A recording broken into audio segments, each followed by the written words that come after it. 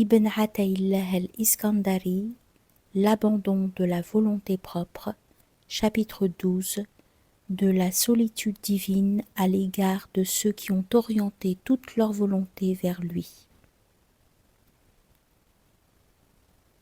Les stations de la certitude, ainsi que la lumière de la certitude qui les englobe, peuvent être comparées aux fortifications entourant une cité. Les remparts en sont les lumières, tandis que les stations sont comme les forteresses successives qui entourent la cité du cœur. Celui qui a ceint son cœur des lumières de la certitude et qui a transformé ces stations comparables à des remparts de lumière en forteresses, celui-là demeure hors d'atteinte du diable qui ne saurait trouver de repos dans sa demeure. N'as-tu pas entendu cette parole de Dieu, exalté soit-il ? Certes, tu n'auras aucun pouvoir sur mes serviteurs. Celle-ci signifie « Ils ont amélioré leur servitude à mon endroit. Ils ne s'opposent plus à mes décisions ni à ma façon de gouverner, mais me font une confiance totale et s'abandonnent à moi. » Voilà pourquoi Dieu, exalté soit-il, leur assure sa sollicitude, sa protection et son soutien. Leur énergie est tout entière concentrée sur lui. Aussi pourvoit-il seul à leurs besoins. On demanda un jour à un connaissant « Comment combattu le diable ? Quelle emprise aurait-il sur moi ?» s'écria-t-il. « Tous nos efforts sont dirigés vers Dieu, exalté soit-il, et il nous suffit à l'exclusion de tout autre. Certes, le Coran dit « Le diable est pour vous un ennemi, considérez-le donc comme tel. » Mais j'ai entendu mon maître Aboul Abbas le commenter ainsi. Certains ont compris de ce verset que Dieu exigeait d'eux qu'ils déclarent la guerre au diable, et cela les a distraits de l'amour du bien-aimé.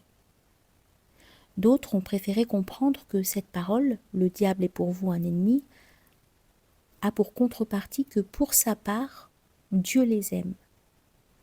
Aussi se sont-ils mis en quête de cet amour, et Dieu leur a alors suffi en dehors de tout autre. Et mon maître Aboul Abbas rapporta alors la réponse du saint que je viens de citer. Lorsque de tels serviteurs demandent à être protégés du diable, c'est uniquement pour se conformer au commandement divin, et non parce qu'ils attribuent à quelqu'un la moindre capacité de décision en dehors de Dieu. Comment du reste pourrait-il reconnaître le pouvoir à quelqu'un alors que le Coran affirme sans ambiguïté « La décision n'appartient qu'à Dieu le Très-Haut, le Très-Grand. En vérité, les machinations du diable sont sans consistance.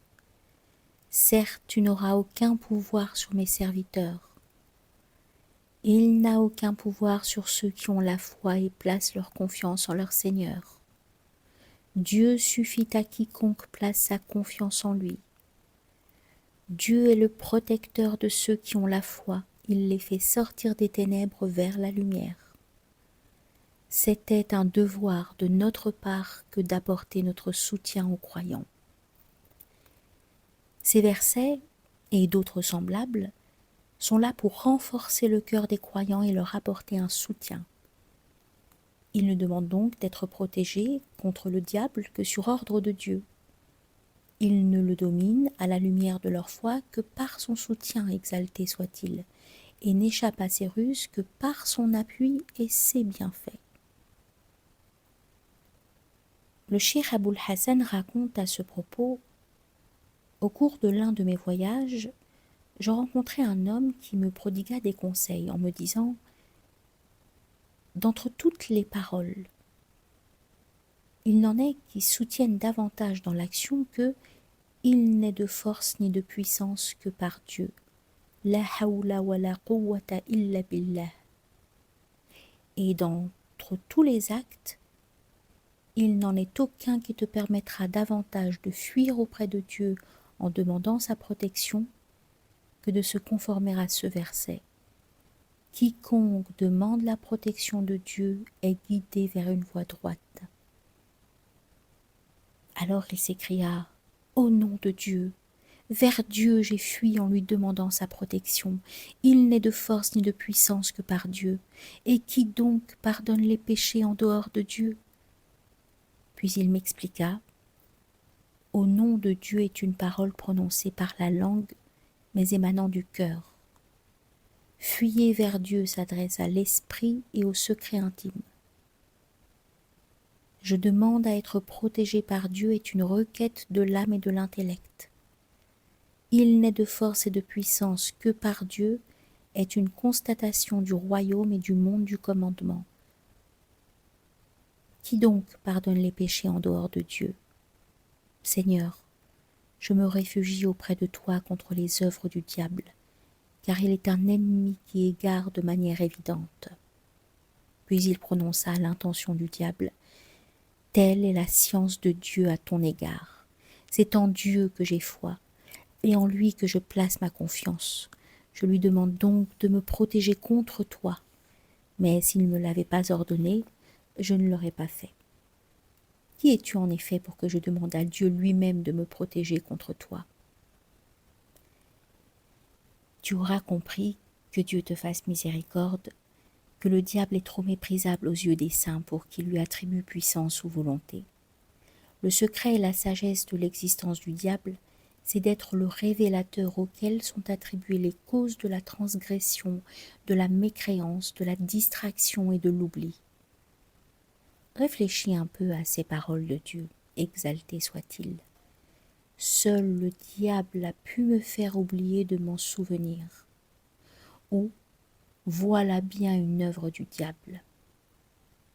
Le diable est donc là pour qu'on puisse lui attribuer tous les vices en les essuyant sur lui.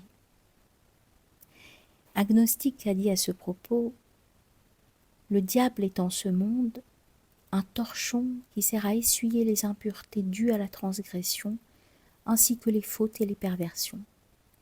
Si Dieu n'avait pas voulu être désobéi, il n'aurait pas créé Iblis.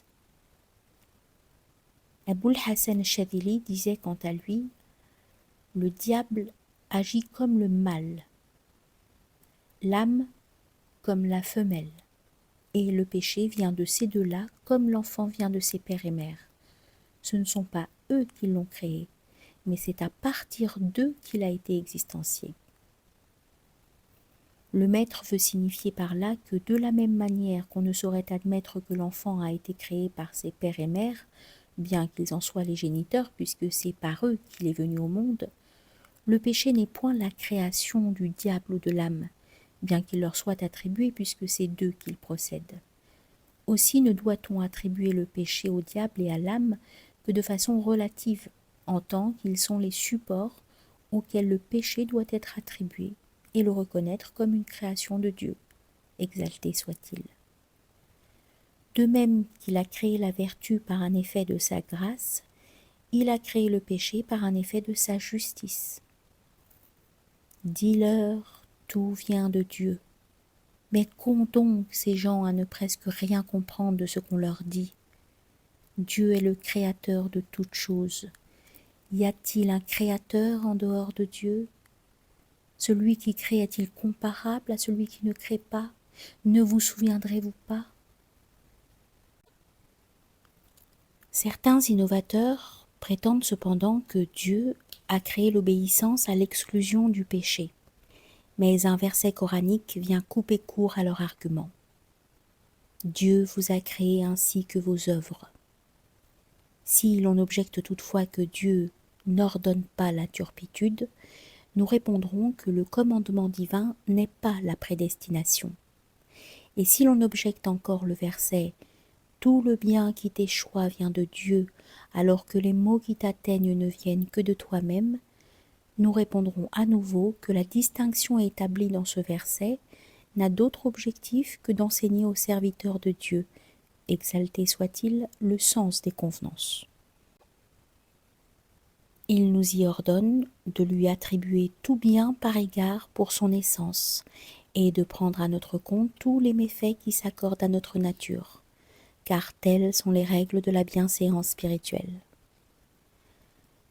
Considère, par exemple, comment El-Khadir prend la faute à son compte et attribue à Dieu le bienfait lorsqu'il explique à Moïse « J'ai voulu endommager ce bateau » et un peu plus loin « Ton Seigneur a voulu qu'ils atteignent le seuil de la vieillesse » alors que dans les deux cas, il n'avait agi que sur son ordre, comme il le dit d'ailleurs en conclusion « Je n'ai pas fait ceci de mon propre chef ». Médite aussi cette parole que le Coran met dans la bouche d'Abraham sur lui la paix. Quand je tombe malade, c'est lui qui me guérit. Il aurait pu tout aussi bien dire lorsqu'il me fait tomber malade, c'est lui qui me guérit. Mais il préféra s'attribuer la maladie et en attribuer la guérison à son Seigneur. En réalité, c'est Dieu qui est à la fois la cause, l'agent, el-fa'il, et le créateur de celle-ci. L'affirmation selon laquelle tout le bien qui t'échoua vient de Dieu doit donc s'entendre sous le rapport de la création et de la manifestation, tandis que sa contrepartie, les maux qui t'atteignent ne viennent que de toi-même, doit s'entendre sous le rapport de l'attribution relative. C'est d'ailleurs ainsi que le prophète alayhi salatu wassalam invoquait son Seigneur, quand il disait « Le bien est entre tes mains et le mal ne saurait être attribué » en s'adressant à son Seigneur. Nul ne savait pourtant mieux que lui que Dieu a créé le bien comme le mal, l'utile comme le nuisible. Mais ainsi que nous venons de l'expliquer, il s'en tenait dans son invocation aux règles dictées par les convenances. Comprends donc. Si certains objectent maintenant que la transcendance divine interdit que ce soit Dieu qui ait créé le mal, lequel est une perversion, nous répondrons ceci. La perversion, qui n'est rien d'autre que la désobéissance à l'ordre divin, provient en fait du seul serviteur. En effet, ce caractère de perversion n'est pas inhérent à la nature même de l'acte constituant une transgression, mais bien à son interdiction. De même que la vertu n'est pas inhérente aux actes d'obéissance, considérés en tant que tels, mais résulte de la conformité à l'ordre divin. Comprends donc. C'est bien au-delà de cette transcendance encore conditionnée qu'il convient d'exalter Dieu. Prétend-il qu'il soit trop élevé pour créer la transgression ? Nous affirmons pour notre part qu'il est bien trop élevé pour qu'une chose puisse se dérouler dans son royaume qui ne soit pas conforme à sa volonté. Comprends donc bien cela, et que Dieu nous guide, toi et moi, sur la voie droite, que par un effet de sa grâce, il nous établisse fermement dans la religion de la rectitude.